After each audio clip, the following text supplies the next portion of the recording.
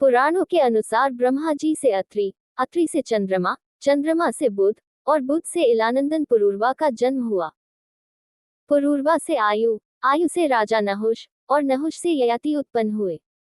ययाति से पुरु हुए। पुरु के वंश में भरत और भरत के कुल में राजा कुरु हुए। कुरु के वंश में शांतनु का जन्म हुआ। शांतनु से गंगानंदन भीष्म उत्पन्न हुए। उनके दो छोटे भाई और थे चित्रांगद और विचित्रवीर्य। ये शांतनु से सत्यवती के गर्भ से उत्पन्न हुए थे। शांतनु के स्वर्गलोक चले जाने पर भीष्म ने अविवाहित रहकर अपने भाई विचित्रवीर्य के राज्य का पालन किया। भीष्म महाभारत के प्रमुख पात्रों में से एक हैं। ये महाराजा शांतनु के पुत्र थे।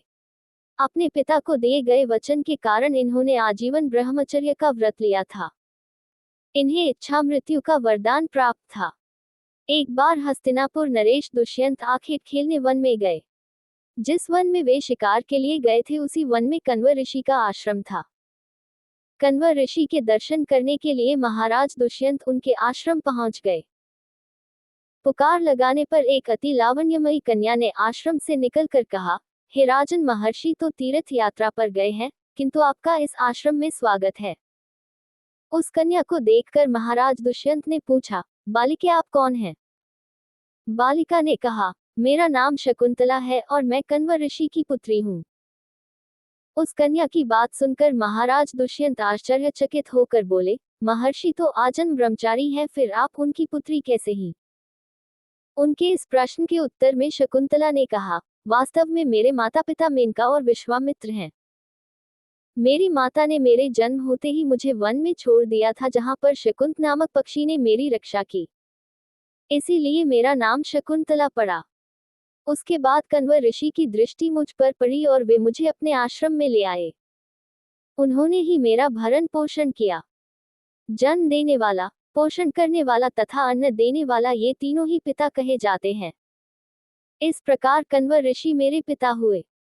शकुंतला के वचनों को सुनकर महाराज दुष्यंत ने कहा, शकुंतले, तुम क्षत्रिय कन्या हो। यदि तुम्हें किसी प्रकार की आपत्ति न हो तो मैं तुमसे विवाह करना चाहता हूँ। शकुंतला भी महाराज दुष्यंत पर मोहित हो चुकी थी, अतः उसने अपनी स्वीकृति प्रदान कर दी। दोनों ने गंधर्व विवाह कर लिया। कुछ काल महाराज दुष्यंत ने शकुंतला के साथ विहार करते हुए वन में ही व्यतीत किया। फिर एक दिन वे शकुंतला से बोले, प्रियतमे, मुझे अब अपना राजकार्य देखने के लिए हस्तिनापुर प्रस्थान करना होगा। महर्षि कण्व के तीर्थ यात्रा से लौट आने पर मैं तुम्हें यहाँ से विदा कराकर अपने राजभवन में ले जाऊंगा।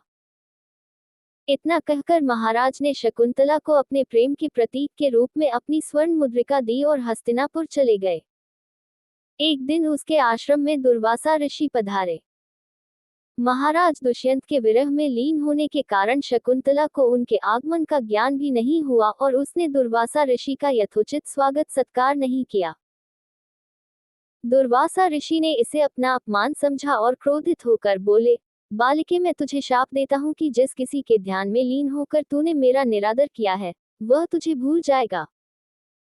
दुर्वासा ऋषि के शाप को सुनकर शकुंतला का ध्यान टूटा और वह उनके चरणों में गिरकर क्षमा प्रार्थना करने लगी। शकुंतला की क्षमा प्रार्थना से द्रवित होकर दुर्वासा ऋषि ने कहा, अच्छा, यदि तेरे पास उसका कोई प्रेम चिन्ह होगा तो उस चिन्ह को देख उसे तेरी स्मृति हो आएगी। महाराज दुष्यंत से विवाह से शकुंतला गर्भवती हो गई थी। कुछ काल पश्चात कण्व ऋषि तीर्थ यात्रा से लौटे तब शकुंतला ने उन्हें महाराज दुष्यंत के साथ अपने गंधर्व विवाह के विषय में बताया। इस पर महर्षि कण्व ने कहा, पुत्री, विवाहित कन्या का पिता के घर में रहना उचित नहीं है। अब तेरे पति का घर ही तेरा घर है। इतना कहकर महर्षि ने शकुंतला को अपने शिष्यों के साथ हस्तिनापुर भिजवा दिया। मार्ग में एक सरोवर में आचमन करते समय महाराज दुष्यंत की दी हुई शकुंतला की अंगूठी, जो कि प्रेम चिन्ह थी, सरोवर में ही गिर गई। उस अंगूठी को एक मछली निगल गई। महाराज दुष्यंत के पास पहुंचकर कण्व ऋषि के शिष्यों ने शकुंतला को उनके सामने खड़ी करके कहा, महाराज, शकुंतला आपकी पत्नी है, आप इसे स्वीकार करें। महाराज तो दुर्वासा ऋषि के शाप के कारण शकुंतला को विस्मृत कर चुके थे।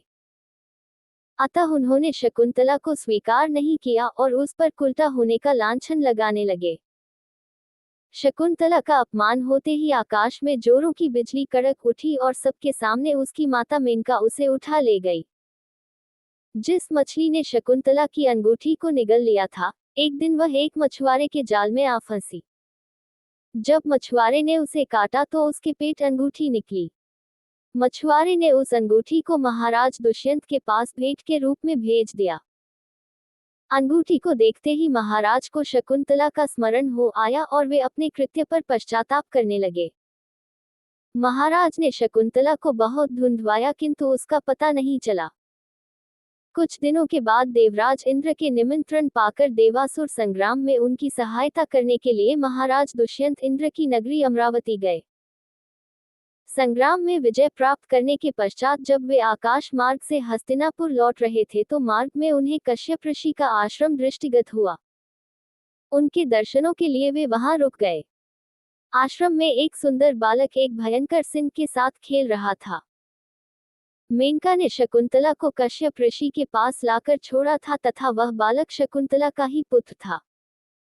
उस बालक को देखकर महाराज के हृदय में प्रेम की भावना उमड़ पड़ी। वे उसे गोद में उठाने के लिए आगे बढ़े तो शकुंतला की सखी चिल्ला उठी, हे भद्र पुरुष, आप इस बालक को न छुए अन्यथा उसकी भुजा में बंधा काला डोरा सांप बनकर आपको डस लेगा। ये सुनकर भी दुष्यंत स्वयं को न रोक सके और बालक को अपने गोद में उठा लिया। अब सखी ने आश्चर्य से देखा कि बालक के भुजा में बंधा काला गंडा पृथ्वी पर गिर गया है। सखी को ज्ञात था कि बालक को जब कभी भी उसका पिता अपने गोद में लेगा वह काला डोरा पृथ्वी पर गिर जाएगा। सखी ने प्रसन्न होकर समस्त वृतांत शकुंतला को सुनाया। शकुंतला महाराज दुष्यंत के पास आई। महाराज ने शकुंतला को पहचान लिया। उन्होंने अपने कृत्य के लिए शकुंतला से क्षमा प्रार्थना किया और कश्यप ऋषि की आज्ञा लेकर उसे अपने पुत्र सहित अपने साथ हस्तिनापुर ले आए। महाराज दुष्यंत और शकुंतला के उस पुत्र का नाम भरत था।